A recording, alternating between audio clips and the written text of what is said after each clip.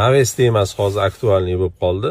O'shanga bir ma'lumot berib ketay dedim. Uchtepada binomiz bor. Shu orqasida naves bor mana, naves. Xullas hokimiyatdan keldi-da, navesingni buzasan dedi. Naves stoyka bilan yerga qotirilgan edi. Yerimiz kadastrga kirmagan. Xullas bu hech narsadan foydalanmaymiz. Faqat bu yerda misol uchun domdek odamlar yurib o'tadi. Qor yomg'irdan saqlash uchun qilib qo'yganmiz. Yo'q, men hech narsani bilmayman, buzasan dedi, mibga berdi. Xullas navesni buzdik.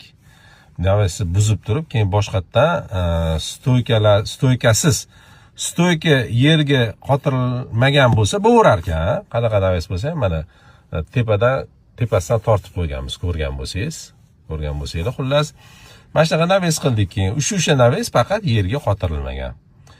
Xullas, o'sha qandoq bo'lsa ham naves bo'lar ekan, faqat yerga qotirilishi kerak emas ekan. Endi tepada moshni qilib qilganmiz. Endi men mabodo kimnidir boshiga tushadigan bo'lsa, maslahat beraman.